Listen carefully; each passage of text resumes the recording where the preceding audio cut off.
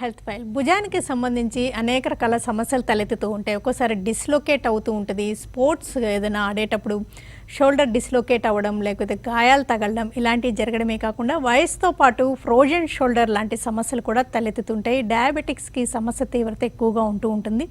భుజం mobility, shoulder mobility తగ్గినప్పుడు ఏ విషయాల గురించి ఆలోచించాలి, ఇంజెక్షన్స్ లాంటి ట్రీట్మెంట్స్తో ఎంతవరకు పరిష్కారం ఉంటుంది, ఎప్పుడు ఆర్థ్రోస్కోపీ గురించి ఆలోచించాలి, తరచూ డిస్లోకేట్ అవుతున్నప్పుడు ఎలాంటి ట్రీట్మెంట్ ఆప్షన్స్ ఉంటాయి, ఈ వివరాలన్నీ అందించడానికి Srikara hospitals shoulder arthroscopy and sports medicine specialist doctor Arun Reddy Ontela గారు మనతో ఉన్నారు. ఆయన అడిగి మరిన్ని విషయాలు తెలుసుకుందాం. నమస్తే అండి, వెల్కమ్ టు ది షో.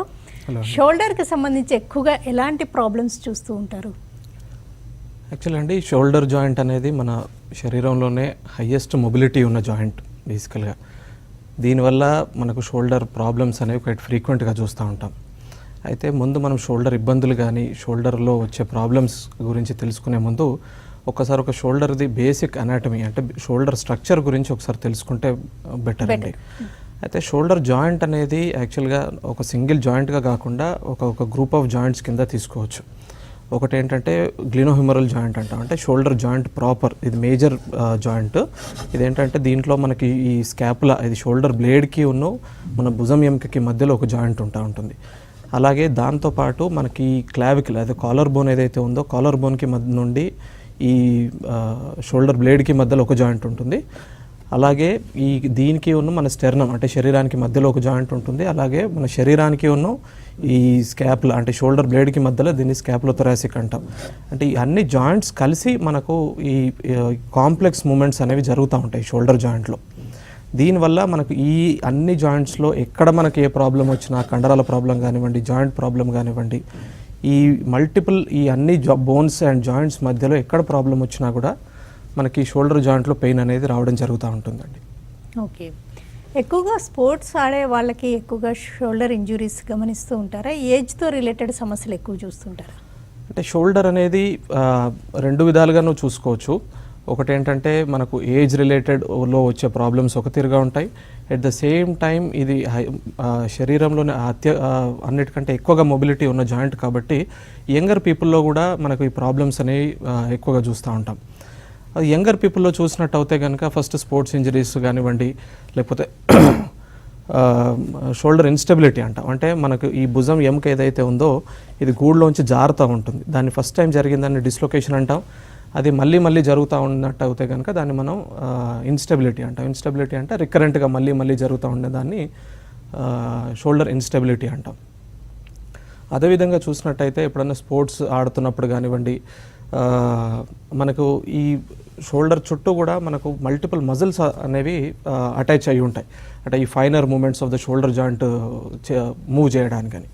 అయితే దాంట్లో ఏదైనా కండరాల ప్రాబ్లం, కండరాలు తెగడం కానివ్వండి, ఇటువంటిది జరిగితే మనం దాన్ని రొటేటర్ కఫ్ ఇంజరీ అంటాం. ఎట్ ద సేమ్ టైం మనకు ఈ బైసెప్స్ వన్ ఆఫ్ ద ఏమంటారు ఇంపార్టెంట్ మజిల్స్ మన అప్పర్ లింబ్లో. మనకి ఏ బరువు ఎత్తాలన్నా ఏది చేయాలన్నా కూడా బైసెప్స్ అనేది చాలా ఇంపార్టెంట్.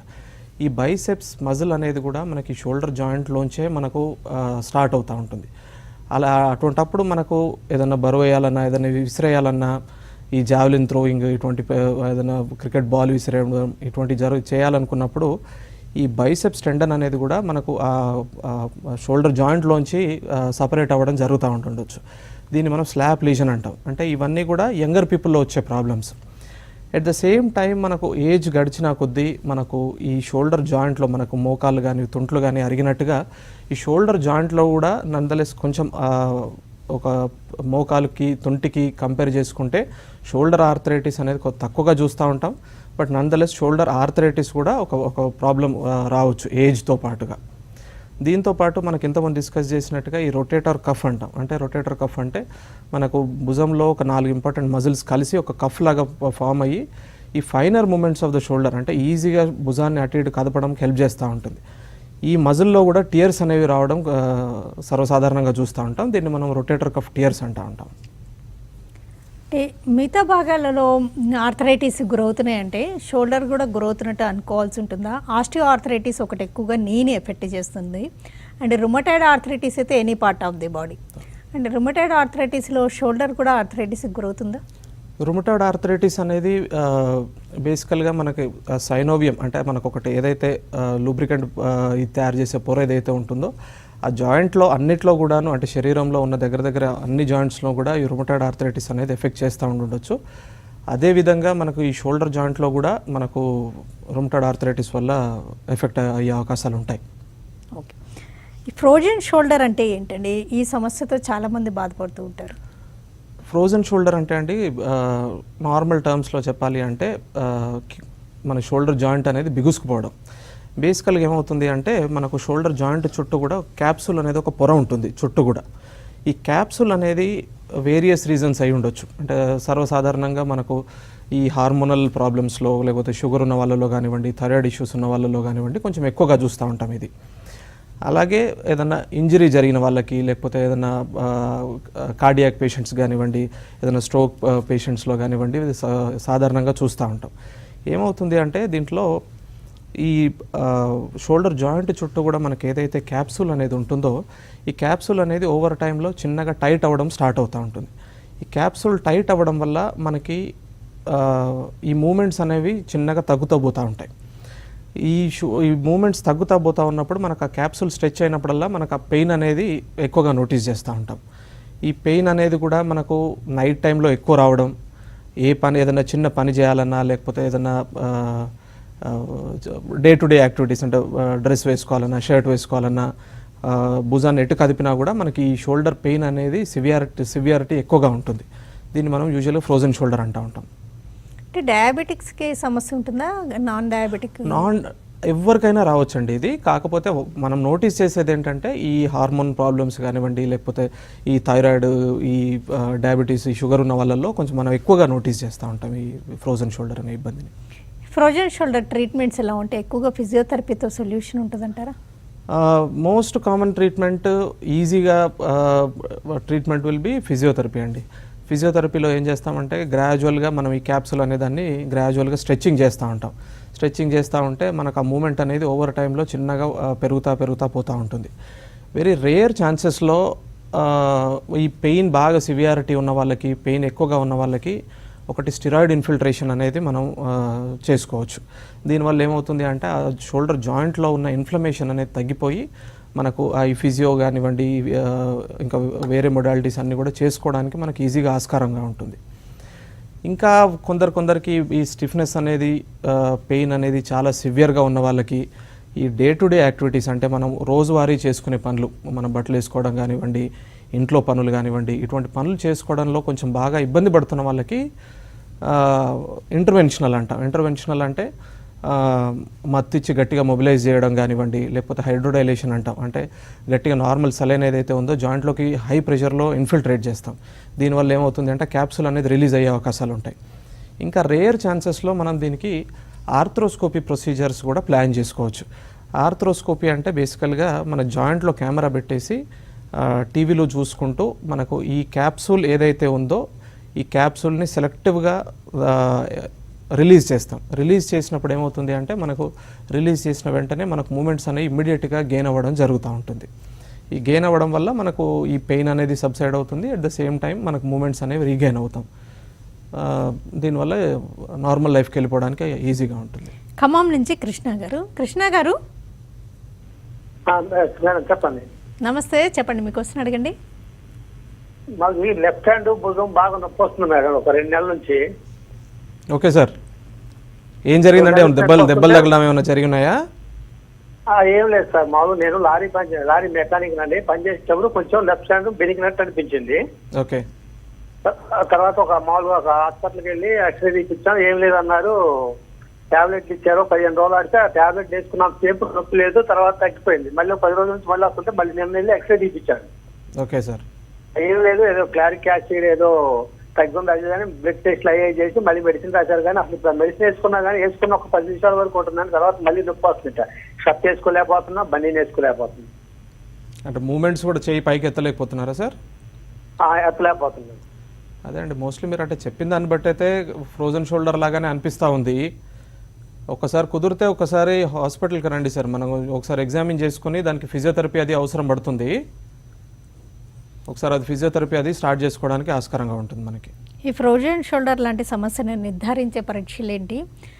షోల్డర్ డిస్లోకేట్ అయితే ఎవరికి వాళ్ళు గుర్తించగలరా? డిస్కస్ చేద్దామండి operation health palace Srikara hospitals shoulder arthroscopy and sports medicine specialist doctor Arun Reddy Ontela గారు మనతో ఉన్నారు. షోల్డర్కి సంబంధించి భుజానికి సంబంధించిన సమస్యలకు ఎప్పుడు ఆర్థ్రోస్కోపీ తప్పనిసరి వివరాలు అడిగి తెలుసుకుంటున్నాం.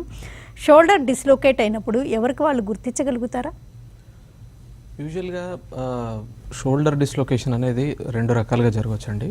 ఒకటి ట్రామాటిక్ అంటే దెబ్బ తగలడం వల్ల వచ్చినప్పుడు ఒకటి, ఇంకోటి ఏ ట్రామాటిక్ అంటాం. ఏ ట్రామాటిక్ అంటే కొందరికి ఇన్హరెంట్గానే జాయింట్ అన్స్టేబుల్గా ఉంటుంది. అంటే పుట్టుకతోనే లిగమెంట్స్ ల్యాగ్స్ ఉండడం, లేకపోతే పుట్టుకతోటే మన బోన్లో ఏదైనా డిఫార్మిటీ ఉండడం, ఇటువంటివి జరుగుతూ ఉండొచ్చు. ఈ రెండు విధాలుగా మనకు షోల్డర్ డిస్లొకేషన్ అనేది జరగవచ్చు. అయితే సర్వసాధారణంగా జరిగేది మాత్రం ట్రామాటిక్ అంటే దెబ్బ తగలడం వల్ల వచ్చేది. ఈ దెబ్బ తగలడం ఎప్పుడైనా జరగవచ్చు. ఐదర్ మనకు రోడ్ ట్రాఫిక్ యాక్సిడెంట్స్లో జరగవచ్చు, ఏదైనా ఆడుతా స్పోర్ట్స్ ఆడుతున్నప్పుడు జరగవచ్చు. కామన్గా జరిగేది ఏంటంటే మనకు యాంటీరియర్ డిస్లొకేషన్ అంటాం. యాంటీరియర్ డిస్లొకేషన్ అంటే మన బంతి ఏదైతే ఉందో, ఈ షోల్డర్ జాయింట్లో బాల్ ఏదైతే ఉందో, బాల్ మనకు ముందు పక్క జారినట్టయితే దీన్ని యాంటీరియర్ డిస్లొకేషన్ అంటాం. అదే వెనకాల పక్క జారినట్టయితే మనం దాన్ని పోస్టీరియర్ అంటాం. అంటే ఓవరాల్గా టోటల్గా అన్ని వైపులా కూడా మనకి ఇన్స్టేబుల్గా అనిపిస్తే దాన్ని మల్టీ డైరెక్షనల్ ఇన్స్టెబిలిటీ అంటాం. మనకు సర్వసాధారణంగా కామన్గా వచ్చేది మాత్రం ఈ బంతి అనేది ముందు పక్క జరగడం, అంటే దాన్ని యాంటీరియర్ ఇన్స్టెబిలిటీ అంటాం. ఈ ట్రామా అంటే ఈ దెబ్బ తగిలినప్పుడు యూజువల్గా ఏం జరుగుతుంది అనేది తెలుసుకోవాలంటే, మనకి ఈ షోల్డర్ జాయింట్ అనేది మనకు బంతి అనేది చాలా పెద్దగా ఉంటుంది. అట్ ద సేమ్ టైం ఈ షోల్డర్ జాయింట్లో కప్ అనేది చాలా చిన్న సైజుగా ఉంటుంది. ఈ పెద్ద బంతి చిన్న కప్పు మీద తిరగడం వల్ల మనకు ఈ మూమెంట్స్ అంటే షోల్డర్ జాయింట్లో అన్ని డైరెక్షన్స్లో కూడా చాలా ఎక్కువగా మూమెంట్ అనేది పాసిబిలిటీ ఉంటుంది. ఈ పెద్ద బంతి చిన్న కప్పు మీద ఉన్నప్పుడు అది అటు ఇటు డిస్లొకేట్ అవ్వకుండా, మనకి దాన్ని అటు ఇటు కదపకుండా ఉండడానికి మనకు ల్యాబ్రమును క్యాప్సూల్ అనే రెండు స్ట్రక్చర్స్ ఆ బంతిని మనం అటు ఇటు బయటకు డిస్లొకేట్ అవ్వకుండా గట్టిగా పట్టుకొని ఉంటున్నాయి. అయితే ఈ ట్రామా అంటే దెబ్బ తగిలినప్పుడు ఏమవుతుంది అంటే ఈ క్యాప్సూల్ని ఇంకా ఈ ల్యాబ్రమ్ అనే స్ట్రక్చర్స్ని ఈ బంతి ఏదైతే ఉందో ఇది గట్టిగా చీర్చుకొని బయటికి వచ్చినప్పుడు దీన్ని మనం డిస్లొకేషన్ అంటాం. ఈ డిస్లొకేషన్ ఫస్ట్ ఎపిసోడ్ జరిగినప్పుడు మనకు వెరీ సివియర్గా పెయిన్ రావడం, ఒక షోల్డర్ జాయింట్ అనేది ఒకే పొజిషన్లో ఫిక్స్ అవ్వడం, అంటే మనం ఎటు జరిపినా కూడా మనకు ఆ పెయిన్ అనేది సివియర్ అవ్వడం లాంటివి జరుగుతూ ఉంటాయి. ఇది మనకు క్వైట్ సింపుల్ డయాగ్నోసిస్ అండి. అంటే మనకు డిస్లొకేట్ అయిన వెంటనే we have to take medical attention. అంత సివియర్గా పెయిన్ ఉండడం, ఒకే పొజిషన్లో జాయింట్ లాక్ అవ్వడం జరుగుతూ ఉంటాయి.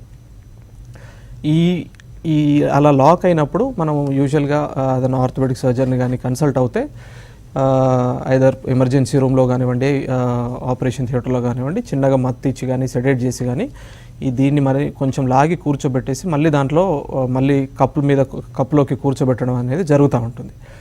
ఇది ఫస్ట్ టైం జరిగినప్పుడు యూజువల్గా ఏం చేస్తామంటే అది లాగి మళ్ళీ జాయింట్లో కూర్చోబెట్టేసి ఒక 3 వీక్స్ వరకు 3 to 4 వీక్స్ వరకు కూడా దాన్ని ఇమ్మొబిలైజ్ అంటే అటు భుజాన్ని అటు ఇటు కదపకుండా చిన్న బ్యాగ్ లాంటిది ఇచ్చేసి దానికి రెస్టింగ్ పొజిషన్లో పెట్టేస్తాం. పెట్టినప్పుడు మెజారిటీ కేసెస్లో కూడా మళ్ళీ ఆ ల్యాబ్రమ్ కానివ్వండి, టిష్యూస్ కానివ్వండి మళ్ళీ బోన్కి హీల్ అయిపోయి మళ్ళీ సెకండ్ ఎపిసోడ్ అనేది చాలా వరకు రాకుండా ఉంటుంది. రేర్ ఛాన్సెస్లో ఈ మనం యాడిక్వేట్గా ఇమ్మొబిలైజ్ చేయకపోవడం కానివ్వండి, ఎర్లీగా వర్క్లోకి వెళ్ళడం కానివ్వండి, రేర్ ఛాన్సెస్లో మనం ఇమ్మొబిలైజ్ చేసినా కూడా అది సరిగ్గా అతుక్కోకపోవడం కానివ్వండి, ఇటువంటి ప్రాబ్లమ్స్ వచ్చినప్పుడు మనకు అది డిస్లొకేషన్ అనేది మళ్ళీ జరిగే అవకాశాలు ఉంటాయి. దీన్ని మనం recurrent dislocation of the shoulder అంటాం, అంటే ఇన్స్టెబిలిటీ ఆఫ్ ద షోల్డర్. దీనిలో ఏమవుతూ ఉంటుంది అంటే ఎప్పుడైతే మనం భుజాన్ని వెనకాలకు తీసుకొని వెళ్ళాలనుకున్నా, ఓవర్ హెడ్ యాక్టివిటీస్ చేయాలనుకున్నా, ఏదైనా స్పోర్ట్స్ ఆడుతున్నప్పుడు ఏదైనా విసిరేయడం కానివ్వండి, లేకపోతే డిమాండింగ్ యాక్టివిటీ ఏది చేసినా కూడా మళ్ళీ ఇది మన ఈ బంతి ఏదైతే ఉందో ఇది కప్లోంచి బయటికి జారి దీన్ని మళ్ళీ డిస్లొకేట్ అయ్యే అవకాశాలు ఉంటాయి. దీన్ని మనం రికరెంట్ స్టెబిలిటీ అంటాం. ఒక కాలర్ వెయిట్ చేస్తున్నారండి. హలో మేడం, కొంచెం నా ట్రబుల్ చెప్తాను మేడం. చెప్పండి మేడం. సార్కి చెప్తాను. ఒక క్వశ్చన్ ఉంది సార్ మేడం. అది నాకు ఇది టెండన్ కట్ అయింది మేడం. హలో. ఓకే మేడం, చెప్పండి. Hello sir. చెప్పండి సార్. సార్ నా మిస్సెస్ కే సుశీలాబాయి, ఏజ్ 17 years సార్. సార్ చెప్పండి. ఆమెకు గతంలో మా షోల్డర్ దగ్గర అది ఇంట్లో పని చేసుకుంటున్నప్పుడు కొంచెం నొప్పి వచ్చింది. Okay sir. మేము స్కానింగ్ చేయించినాము ఒక 3-4 ఏళ్ల క్రితము. సార్. దాంట్లో ఏమి ఇచ్చారంటే full thickness complete tear of supra and infra spinatus tendons with retraction gap of approximately 3.6 centimeters and sir. associated grade 2 muscular atrophy. Mild lateral downsloping of acromion process with bony sprue. Sir. Acromy, clavicular joint arthropathy, mild to moderate joint effusion అని ఇచ్చిన sir impression. Sir, మీరు చెప్పేదాన్ని బట్టి మనకు భుజాన్ని కదపడానికి ఏవైతే ముఖ్యమైన కండరాలు ఉంటాయో దాంట్లో ముఖ్యమైన కండరాల్లో ఒక 2 కండరాలు తెగిపోయినట్టుగా ఉన్నది. ఒక్కసారి మనం దానికైతే మోస్ట్ ప్రాబబ్లీ ఆపరేషన్ కానీ సర్జరీ కానీ అవసరం పడవచ్చు. కాకపోతే ఒకసారి దాన్ని ఏదైనా డిస్కస్ చేసి దాన్ని ఎవాల్యుయేట్ చేసే ముందు ఒకసారి ఎంఆర్ఐ స్కాన్స్ కానీ చెక్ చేసుకునేది ఉంటుంది. కుదిరితే ఒకసారి హాస్పిటల్కి రండి సార్, మనం డిస్కస్ చేసి దాని గురించి we can explain you. Rotator cuff tears అనేది ఒకటి కండిషన్ వింటుంటామండి, అది ఎలా జరుగుతాయి అసలు ఒక్కసారి ఏ భాగంలో జరుగుతుంది అనేది చూపిస్తారా? మనకు రొటేటర్ కఫ్ అనేది మనకు మనకు షోల్డర్ జాయింట్లో 4 ఇంపార్టెంట్ కండరాలు కలిసి ఒక పొరలాగా తయారైపోయి భుజానికి చుట్టూ కూడా అతుక్కొని ఉంటాయి. ఇవి ఏంటంటే ఇవి ఒక్కొక్క మజిల్ ఒక్కొక్క డైరెక్షన్లో షోల్డర్ జాయింట్ని కదపడానికి హెల్ప్ చేస్తూ ఉంటాయి. అయితే దీంట్లో మనకు ఈ భుజంలో ఈ రొటేటర్ కఫ్ అనేది ఇంజరీ జరిగినప్పుడు అది ఏ కండ అయితే చిరిగిందో దాన్ని బట్టి ఆ మూమెంట్ అనేది మనకు కోల్పోతూ ఉంటాం. ఆ మూమెంట్ కోల్పోవడం కానివ్వండి, లేకపోతే ఆ ఫలానా మజిల్ వల్ల భుజం జాయింట్లో వీక్నెస్ అనేది రావడం జరుగుతూ ఉంటుంది. అయితే ఇంతకుముందు మనకు కాలర్ కనుక చెప్పినట్టుగా అది ఏదైతే మజిల్ కనుక టియర్ అయినట్టయితే మనకు భుజం పైకి ఎత్తడానికి మనకు డిఫికల్ట్గా ఉంటుంది. దీన్ని మనం రొటేటర్ కఫ్ టియర్ అంటూ ఉంటాం. అయితే ఇది 2 టైప్స్ జరగవచ్చు. ఒకటి ఏంటంటే ట్రామాటిక్ అంటే మనకు దెబ్బ తగలడం వల్ల వచ్చేది, మనకి ఏదైనా యాక్సిడెంట్ వల్ల కానివ్వండి, ఏదైనా కింద పడ్డం వల్ల కానివ్వండి, ఏదైనా అప్పుడప్పుడు బరువులు ఎత్తుతున్నప్పుడు కానివ్వండి, ఈ ఇంజరీ వల్ల మనకి రొటేటర్ కఫ్ టియర్ అనేది వచ్చే అవకాశాలు ఉంటాయి. ఇంకొకటి ఏంటంటే డీజనరేటివ్ టేర్ అంటే ఏజ్ రిలేటెడ్ టియర్ అన్నట్టు. ఈ ఏజ్ రిలేటెడ్ టియర్లో మనకు ఏజ్ పెరుగుతున్న కొద్దీ ఈ డీజనరేషన్ అనేది స్టార్ట్ అవుతూ ఉంటుంది మనకి ఈ రొటేటర్ కఫ్లో. దీనివల్ల మనకు ఆ రొటేటర్ కఫ్ అనేది వీక్ అవుతూ ఉంటుంది ఓవర్ టైంలో. ఈ వీక్ అయిన రొటేటర్ కఫ్ మనకు పెద్ద దెబ్బ తగలకుండానే అప్పుడప్పుడు చెరిగిపోవడం అనేది జరగవచ్చు. దీన్ని మనం డీజనరేటివ్ టేర్ అంటూ ఉంటాం. దీనికి ట్రీట్మెంట్ ఎలా ఉంటుంది అంటారు? యూజువల్గా మెజారిటీ ఆఫ్ ద టేర్స్ అంటే మన డిగ్రీ ఆఫ్ టేర్ని బట్టి మనకు దీని ట్రీట్మెంట్ అనేది ఉంటుంది. యూజువల్గా పార్షియల్ టేర్ అంటే చిన్న టేర్స్ కానివ్వండి, పార్షియల్ టేర్స్ కానివ్వండి, ఇవన్నీ కూడా కన్జర్వేటివ్ మేనేజ్ చేసే ప్రయత్నం చేసుకోవచ్చు. కాకపోతే ఎప్పుడైతే ఇది ఫుల్ థిక్నెస్ టేర్ అంటే మొత్తంగా చిరిగిపోవడం కానివ్వండి, లేకపోతే మల్టిపుల్ టెండన్స్ కనుక చిరిగిపోయినట్టయితే దీనికి ఆర్థ్రోస్కోపీ విధానంలో దీనికి సర్జరీ అనేది అవసరం పడుతూ ఉంటుంది. ఆర్థ్రోస్కోపీలో ఏం చేస్తాము అంటే మనకి షోల్డర్ చుట్టూ కూడా చిన్న చిన్న పోర్టల్స్ అంటే చిన్న హోల్స్ లాగా చేసి మనకు ఈ కెమెరా ఉన్న ఇన్స్ట్రుమెంట్స్ లోపలికి పాస్ చేస్తూ అది ఏదైతే మజిల్ ఏదైతే టియర్ ఉందో ఆ టియర్ దగ్గర మొత్తం ఆ ఎడ్జెస్ అన్నీ కూడా ఫ్రెష్ చేసుకొని అక్కడ చిన్న స్క్రూస్ లాంటివి మెడికల్ స్క్రూస్ వస్తాయి, దాన్ని యాంకర్ అంటాం మనం. ఈ యాంకర్స్ని మనం దాంట్లో బోన్లో కూర్చోబెట్టేసి మనకు ఆ మజిల్ అనేది బోన్ మీద టై చేసేస్తాం. టై చేసినట్టు అవుతాయి కనుక అది చిన్నగా ఓవర్ టైంలో మళ్ళీ ఒక 4 to 6 weeks టైంలో చిన్నగా బోన్ కత్తుకోవడం స్టార్ట్ అయిపోయి మళ్ళీ మనం మూమెంట్స్ అనేది రీగెయిన్ చేసుకోవడానికి ఆస్కారంగా ఉంటుంది. ఒక్క కాల్ చూద్దామండి అప్పారావు గారిది. అప్పారావు గారు, హలో. అమ్మా చెప్పండి. నమస్తే అండి, చెప్పండి మీ క్వశ్చన్ అడగండి. మా క్వశ్చన్ ఇంకేట్లేదండి, మొన్న కొద్దిగా యాక్సిడెంట్ అయిందండి. చెప్పండి సార్. మొన్న యాక్సిడెంట్ అయిందమ్మా కొద్దిగా. Okay sir. మొన్న కొద్దిగా యాక్సిడెంట్ అయిందమ్మా చిన్నది. చెప్పండి ఏంటో మీ ఇబ్బంది ఏంటో చెప్పండి సార్. కొద్దిగా చిన్న యాక్సిడెంట్ అయిందమ్మా. ఓకే. అది కొద్దిగా షోల్డర్లో చిన్న బ్రేక్ ఇచ్చింది, క్రాక్లు ఇచ్చాయి. Okay sir. ఆ క్రాక్ ఇస్తే నిధులు ఇప్పుడు మీ సమస్య ఏంటండి? క్రాక్ ఇచ్చిన తర్వాత ఇది చెయ్యి లాగట్లేదమ్మా. ఓకే సార్, దానికి ఒకసారి కుదిరితే ఒకసారి రండి సార్. దానికి ఎక్స్రేలో ఒకవేళ ఫ్రాక్చర్ అవుతే కనుక దానికి ఏ లెవెల్లో ఫ్రాక్చర్ అయింది, దానికి ఏం చేస్తే బాగుంటుంది అనేది మనం ఎక్స్రేస్ చూసుకొని ఎవాల్యుయేట్ చేసుకున్న తర్వాత మనం దానికి ఏమైనా డిసైడ్ చేయడానికి ఆస్కారంగా ఉంటుంది సార్. ఆర్థ్రోస్కోపీ తర్వాత ఎలాంటి కాంప్లికేషన్స్కి గురయ్యే రిస్క్ ఉండదంటారు? ఆర్థ్రోస్కోపీ అండి రిలేటివ్గా వెరీ సేఫ్ సర్జరీ. ఎందుకంటే మనము ముందులాగా మొత్తం ఓపెన్ చేయడం కానివ్వండి, మొత్తం జాయింట్ ఓపెన్ చేయడం ఏమీ చేయం.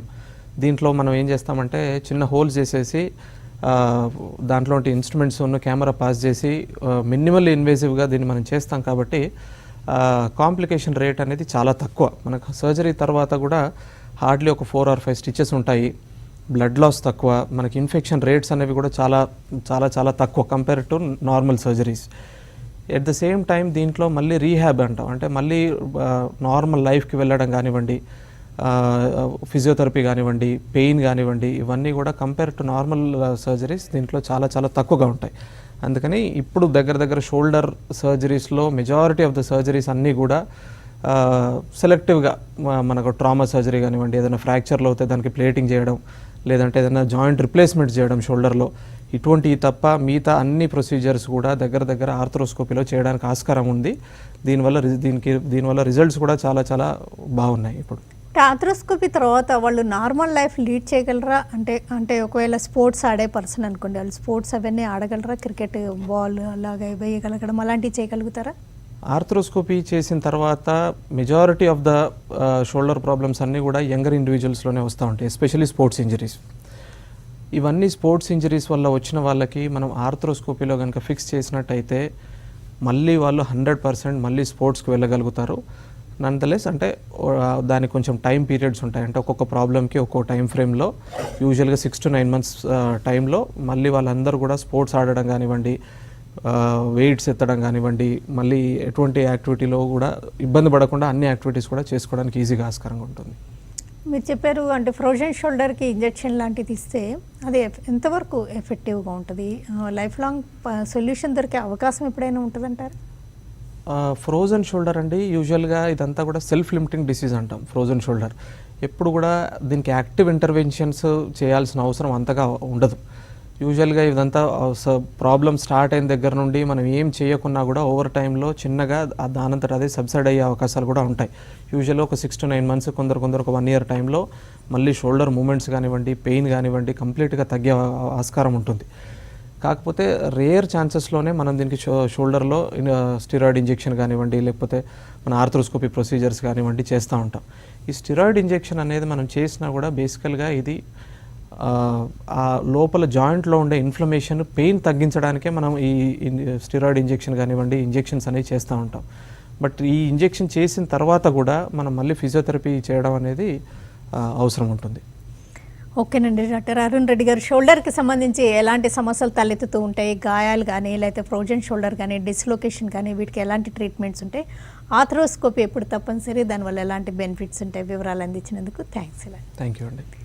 ఇది వాళ్ళ health file. Keep watching TV5.